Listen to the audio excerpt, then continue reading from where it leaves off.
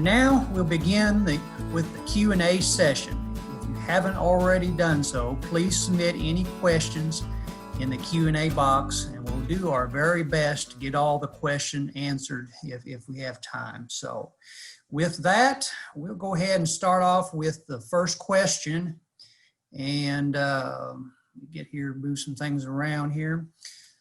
So the first question for Dr. Barber: what about corn injury when we're mixing all these herbicides together at planting? So in other words, can we get too much out there and cause some injury, even though for weed control, that might be what we need? Yeah, thanks, Jason, for that question. I think that when you look at injury to corn herbicides, a lot of it goes back to the environmental conditions that we have at the time of planting. And so if it's an early planting window, maybe late February through March, we have a lot more opportunity to see more injury. And the more herbicides you put out in conditions that are cooler or wetter than normal, the more opportunity that they have to injure that corn. And so as we move later in the planting window through April to May, it's going to naturally be warmer, probably fewer rain showers. And so we have less opportunity to injure the corn with when you apply multiple herbicides. So, you know, my opinion, the earlier we plant, we're really not in a heavy weed control or under heavy weed control pressure. Our weeds tend to generally emerge later, more towards mid or late April. That's really when we need those multiple modes of action out there for protection of a larger weed spectrum.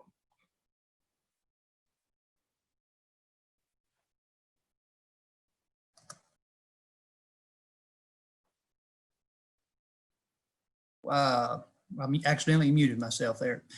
Thanks, Tom. The next question we have would be for Dr. Roberts. Where should I consider using multi-nutrient fertilizer blends in my production system? And also, we've got two fertility questions we may kind of lump together here. Other one from Chuck Farr: what about sulfur needs in corn? How does that affect yields? And is that a limiting factor?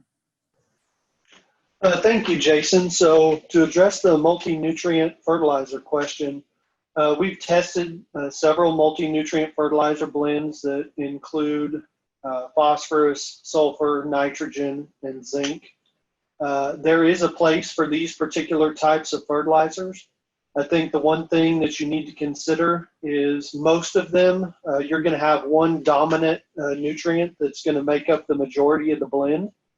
And that is the nutrient that you need to apply for. So for instance, if you're using a blended fertilizer product that is dominant in phosphorus, you would only want to apply enough phosphorus to supply your pea fertilizer needs for that particular crop, because the sulfur or the zinc in that multi-nutrient product is low enough that you couldn't necessarily afford to apply it with that multi-nutrient fertilizer. So look at the dominant nutrient in the multi-nutrient fertilizer blend and use that to meet your nitrogen or P requirement.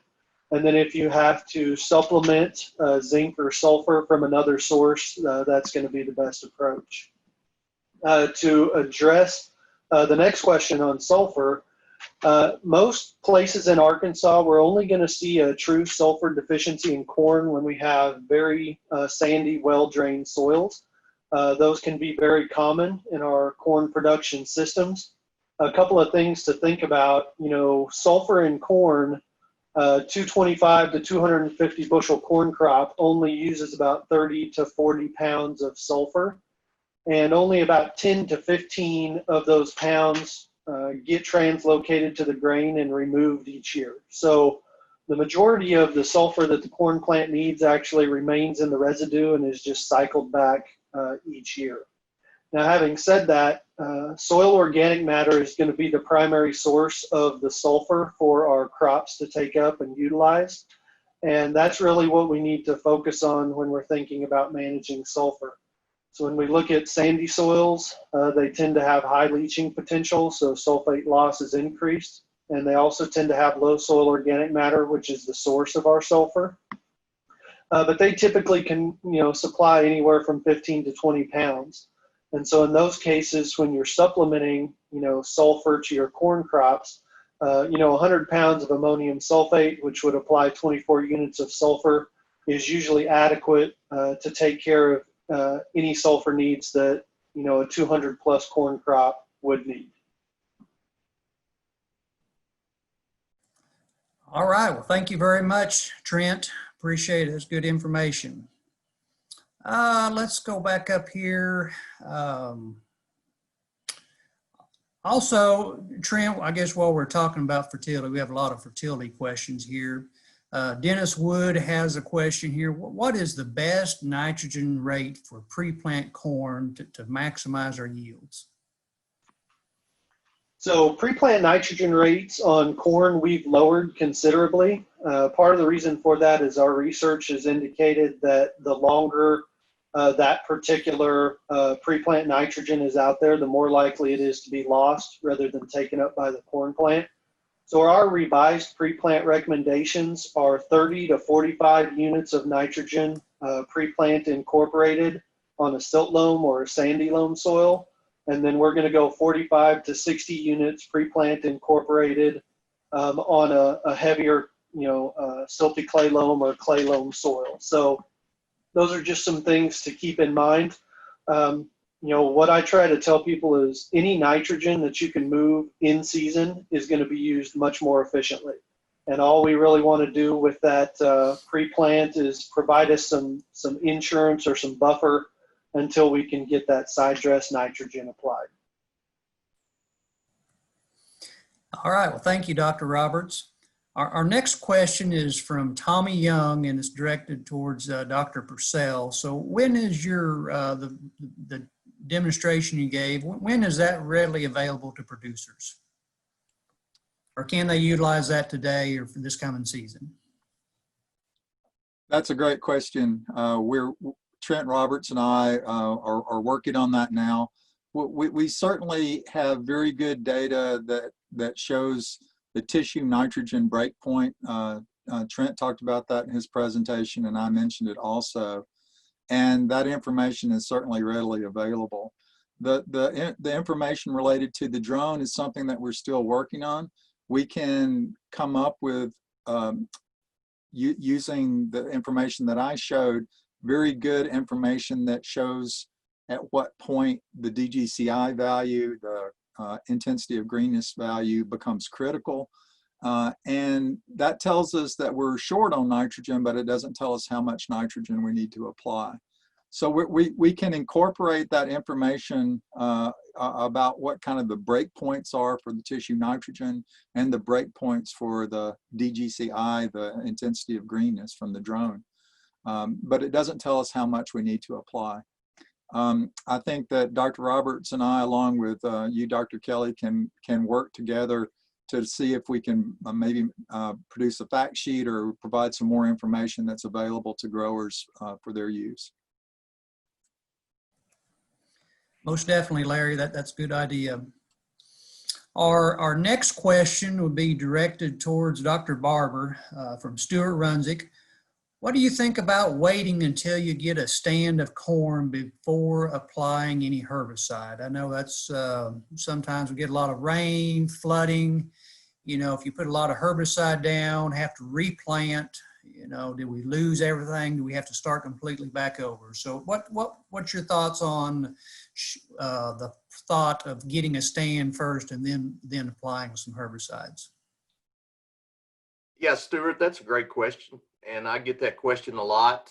And really, it sounds like a great idea, but many times we forget that corn's out there, that we planted that corn and didn't put a pre out. And by the time we get back around to it, or by the time the weather lifts to let us get back around to it, we've got a mess on our hands. So if waiting to get a corn stand, can you manage it that way? As long as you timely control those weeds, yes. We have enough herbicides in corn to pretty much clean up any messes that we get into, fortunately. But, there's going to be many times that we're not able to get back in that field and make those timely applications. So even if it's something as cheap as a dual 2 Magnum or a generic dual 2, we can come back and plant just about whatever we want to, other than rice, I guess, following that herbicide application. So by using something like that, or maybe 5 ounces of Verdict, opens us up to come back to beans. So it gives us options to replant to something other than corn if we run into issues. I just feel like, for me, especially if we are planting later in that planting window, towards the end of April, early May, there's going to be so much weed pressure that we're going to run into messes 9 times out of 10 if we don't put something down. Okay, thank you, Dr. Barber. The next question would be directed towards Dr. Roberts. How many leaves do we need to collect if we're going to take leaves for tissue samples? How many leaves do we need to collect, and how would you recommend sampling a field? So that question is a little bit difficult to answer. Part of the way that I would address this is really focused on one, how you intend to utilize the information, whether or not you would do a variable rate type of application, or basically to follow a type of procedure however you would soil sample. So if you do a field composite soil sample, then you could basically do a field composite type with your tissue test. And for that, we would recommend anywhere from 25 to 30 leaves to be pulled at staggered intervals across the field, similar to how you would do a composite soil test.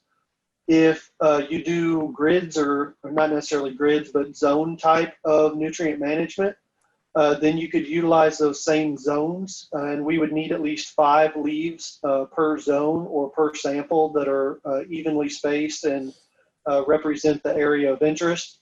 And then obviously if you're trying to do some type of variable rate application that's very site specific, we would need at least 5 leaves from every area that you would try to adjust or do that variable rate. And so currently our recommendation is that if you're above 3%, then you do not need any pre-tassel or late season nitrogen application. If you're below that 3%, then chances are you're going to benefit from 100 pounds of urea or 45 units of N. All right, well, thank you, Dr. Roberts. The next question will be directed towards Dr. Spurlock. Your presentation focused on southern rust, but what's some other foliar diseases that may come up some years, but we just don't know a lot about or just don't see often? So is there some other things we need to be concerned about besides southern rust? Thanks for the question, Jason. Yeah, certainly northern corn leaf blight is one that we see a lot every year, and sometimes we have some hybrid susceptibility at earlier planted corn because that disease favors a little bit cooler weather. We have some hybrid susceptibility that can create a few issues there, but even that's pretty rare in the state of Arkansas. Most of the time, the most important corn disease is the one that a particular producer has and that they're calling me about. That's the most important one, and we handle those on a case-by-case basis. But for the most part, hybrid susceptibility in the environment determines how severe any of the foliar diseases that we see, like northern corn leaf blight, southern corn leaf blight, gray leaf spot. Even a few years ago, we had a hybrid that I think was a short season hybrid, Jason. It was planted in a few spots that got anthracnose top dieback, which was a very odd disease for us. But in those particular fields, it was quite severe. So again, just the stress of that particular hybrid and the fact that it wasn't widely planted or tested in the state of Arkansas caused some losses. So importance is determined by hybrid susceptibility and then always the environment. All right, well, thank you, Dr. Spurlock. The next question would be directed towards Dr. Roberts. If we are lowering our pre-plant nitrogen, which over time we have, so at what stage should we begin to apply our side dress nitrogen? So in other words, so if I'm cutting back on pre-plant, do I need to start on my side dress a little earlier, especially if I have sandy soil, or do I stick with my normal program? So, the unfortunate part about this answer is it's going to vary by producer and by soil texture and all those types of things. But when you're in that truly sandy type of production system, any of your earlier applications, and by earlier applications, I'm saying either pre-plant or prior to V4, you want those rates to be relatively low. And anything, you can put out past that V4 to V6 growth stage is going to be much better utilized. And so one thing that you really kind of have to understand is that anything applied before the V6 growth stage isn't really taken up by the corn plant until after we hit that V6 growth stage, because the rooting system on the corn plant is so small early in the season. And so, even if we try to apply in-season fertilizers post-emergence, but prior to V6, that root system just really limits the ability of that plant to take any of that nitrogen up. And so, part of what we're trying to do is just educate producers and remind you that, the later in the season you go, the better or more developed that root system is. And so therefore, the higher the rates we can apply with a greater efficiency. I know that didn't necessarily answer your question, but feel free to give me a call and we could talk specifics for your particular situation. Okay, well, thank you, Dr. Roberts. Next question would be directed towards Dr. Purcell. So what happens if there's another nutrient like sulfur deficiency that causes the crop to yellow? Will the DGCI method still work, or is there a workaround to that? Or how would we handle other nutrient deficiencies if we're trying to evaluate just nitrogen? That's a great question. And I'm going to come back to something that Dr. Roberts talked about in his video presentation. And the whole premise of a lot of what we're starting out with in a fertility program begins with soil testing. And this would be one of those situations where the assumptions on using this dark green color index measurement with a drone assumes that everything else is okay, that nitrogen is going to be the cause of any yellowing that you see out in your field. So if you do have a sulfur deficiency, or you do have iron deficiency, the DGCI method is not going to be accurate. So that is one of the limitations that we have. Okay, great. The next question for Dr. Barber. So in a pre followed by a post herbicide system, so a 2-pass system, can we go with the low end of a recommended rate of a dual or verdict followed by something like Halex GT plus atrazine? So in other words, if we're going to do a 2-pass program early planted, can we use a lower rate of the herbicide early, or should we stick with our full rate? Yeah, thanks, Jason. That's a great question. And yes is the short answer. The earlier we plant, the less weed competition we're going to have. The longer a herbicide will last, because the microbial degradation is not going to be as active under cooler conditions. And so the short answer is yes, you can cut back on the rate. Also, planting depth can play a role. The deeper we tend to plant, we can get out of some of that herbicide layer and maybe move away from some of that resistance. I know not resistance, injury. The last 2 years, we've had a lot of group 15 or dual type injury just because of the cooler conditions. And I think the extreme rain that we've had the last couple of springs, I've seen more dual injury than I have many other years. And so by reducing that rate, especially on our sandier soils, we can move away from some of that injury and still get decent weed control. especially earlier in the planting window. Great. Thanks, Dr. Barber. Next question directed towards Dr. Roberts. With lowered pre-plant nitrogen recommendations, how much pre-tassel nitrogen would you recommend, since the application volumes are pretty well maximized currently by our dry material applicators? So in other words, I think would we still, if we cut back early on, would we apply more with the pre-tassel, or do we still stick with our 100 pounds of urea pre-tassel, you know, since we're changing the mix from early, putting less out early and putting more out late? So the best answer to that question is the work that we're currently doing will help define those rates that are needed late season. So currently, I think the minimum that you would want to put out at a pre-tassel timing is 45 units. And it's just because if you truly need the nitrogen, it's going to take at least 45 units of N per acre to make a difference.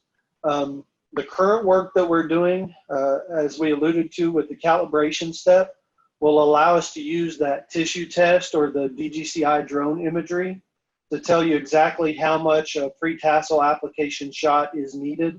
I'm assuming that could range anywhere from 45 up to 70 or 80 units of N, depending on your deficiency. I think however you want to approach this could be done several ways, but if you don't feel comfortable putting out a very high side dress rate due to issues with streaking or even coverage, if you want to put out, let's say 200 units in season, I don't think there's any reason you couldn't put out 100 units at side dress and 100 units at a V12 to V14 application time and still get the same yield result. Okay, Dr. Roberts. Next question, we're going to keep you going here. The next question on side dress nitrogen applications. Do you prefer liquid, knifed in, 32%, dry urea broadcast, or dribbled 28, 32% on the ground with wide drop nozzles from a ground rig? It doesn't matter as long as it all gets incorporated properly.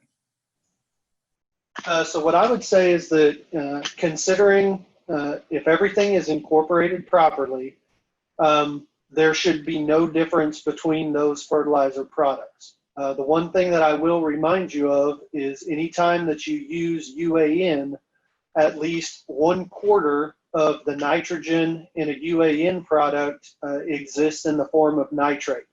And so what that means is that at least 1/4 of your nitrogen is only one step away from being lost from your field, either through leaching or denitrification. And so that needs to be taken into consideration, especially when you're applying high rates or conditions are conducive to loss.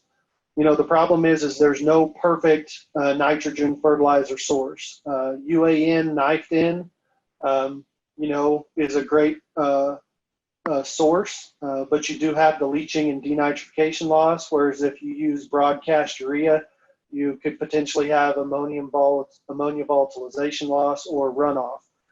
To me, the key thing is those two sources are both good. It's just a matter of anything you can keep in the ammonium form is going to be a little more protected and exist in the field a little bit longer with lower loss potential.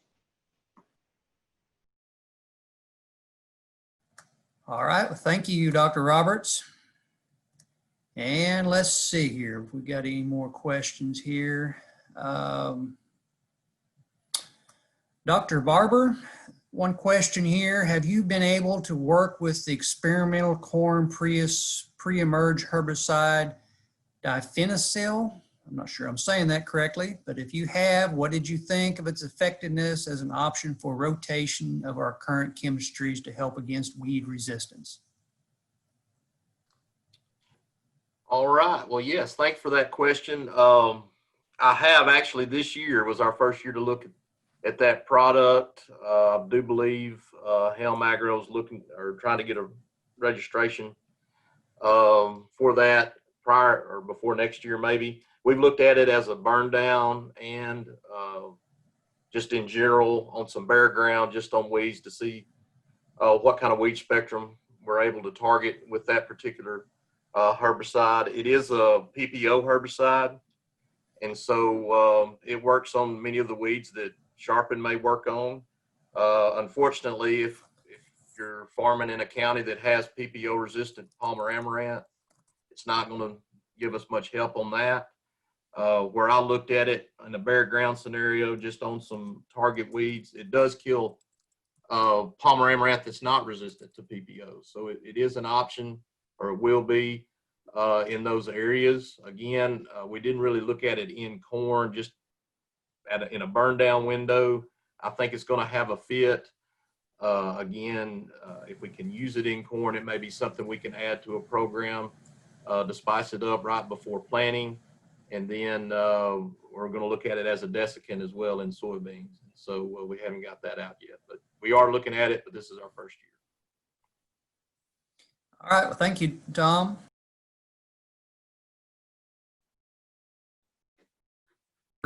About to run out of time here, so we have one more question. And Dr. Kelly, if I had root knot nematodes, would corn or grain sorghum be a better rotation crop? And I might ask Terry Spurlock to chime in on that as well, but corn is going to be a host. So long-term, probably our root knot nematode numbers are not going to be going down with corn, whereas grain sorghum would be an option to reduce those numbers. Dr. Spurlock, what would you recommend? What about on root knot resistant soybean varieties? Would that help? Yeah, root knot resistant soybean varieties would be the first choice. Planting behind corn, certainly in an environment that's sandy, especially deep sand, where there's been some damage caused by root knot in the past. You know, corn is going to drive those populations up. One thing that's interesting to note, Jason, is that Travis Vasky found a couple of years ago, they finished a study where there were actually some grain sorghum hybrids that were just as I guess, prolific as corn and allowing southern root knot nematode to reproduce. So we have to be careful with which sorghum hybrid we plant there. And in fact, you know, where southern root knot is a problem, we may want to rotate to peanut or just be heavy in a rotation with hydro-resistant soybean varieties there. But it certainly is not going to be an issue on corn, although Terry Kirkpatrick used to say that he's seen it ding corn just a little bit in a real sandy environment. So corn's not completely out of the woods, depending on the field situation. Okay, well, thank you, Dr. Spurlock. And I think we've ran out of time. So if you asked a question and we weren't able to get to it, please contact us on our field days website, aaes.uark.edu/fielddays/contact. Visit uaex.edu or aaes.uark.edu to learn more. Thank you for joining us this evening. And if you enjoyed this program, our next field day is the online soybean field day 2 weeks from today on September 17th. After that, our online cotton field day will be October 1st. Registration for both those events are currently open. If you would like to watch any of these presentations again after tonight, after the live tour this evening, you can watch those again online, aaes.uark.edu, and you can get to those recordings. And thank you for having a great evening. We very much appreciate you listening in tonight. Thank you for joining us for the Arkansas Corn Field Day online. We would like to thank the Corn and Grain Sorghum Growers of Arkansas and the Arkansas Corn and Grain Sorghum Board for their support. This program was produced by the University of Arkansas System Division of Agriculture. To view recordings of these presentations, visit aaes.uark.edu/fielddays.